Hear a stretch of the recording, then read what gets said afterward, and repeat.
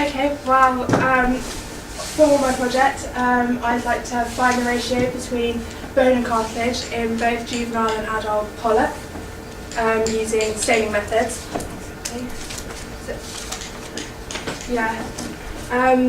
Got a few sort of materials and resources that I would need.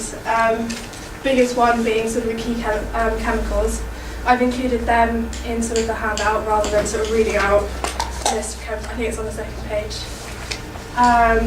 And so I'd need the staining chemicals for both the cartilage and the bone. I would also need 3 or 4 sets of both juvenile and adult polyp. I was going to use 3 for my actual project for the data, and I'd quite like to do a trial run first to see whether anything in the method needs to be sort of changed or not. I'd need a stereoscope to actually look at the fish when it's been stained, and then sort of a lot of time really to work in the lab to carry it out. And then I've got sort of the basic methodology up there for you. Again, more detail has been included in the handout. So first, you have to sort of kill it, fixate it, and then comes staining of the cartilage. Neutralisation is the sort of stage that takes the longest. Bleaching, clearing, staining of the bone, and then preservation takes quite a while as well. So all in all, sort of to do one process of the whole thing, it takes about 4 weeks. So 2 weeks for everything up until the preservation, and then that itself takes another, well, up to 2 weeks depending on conditions. And then sort of the statistical analysis I'd like to do with that is mostly look at ratios, as it says in my title.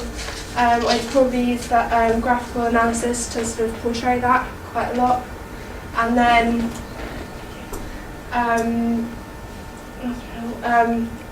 if it sort of applies, see whether I could use standard deviation as well. Not sure how it will plan out yet due to the data and everything. Schedule of operations.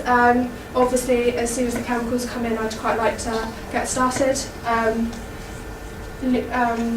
Liam is actually on the chemicals and he said they should be in before Christmas, so hopefully I'd quite like to get the trial run over before this term ends on the 12th of December, just so over Christmas I can work out if anything needs to be changed.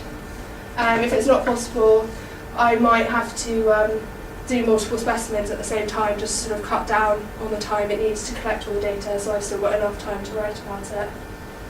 And then I'd also like to have completed most of the background research needed before sort of Christmas holidays or during the Christmas holidays.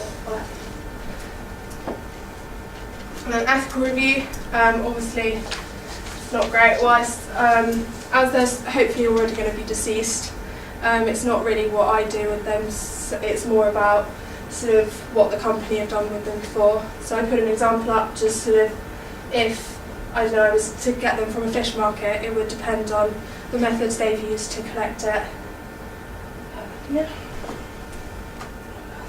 And then just contingency plan in case that one fails completely, is to continue the work that Daphne did last year. I helped her out quite a lot and was actually quite interested, and it's one that I could run alongside this one without it causing too much work for me. It's basically you place panels in the Fyle estuary between January and March and see what species grow on it. And then you take them out in March, just, I'm repeating myself now, see what grows on them, identify all the species, and then what I'd like to do is compare them to her results from last year to see whether there are any anomalies or great big differences or anything. And yeah, I think that's, if I'm not mistaken.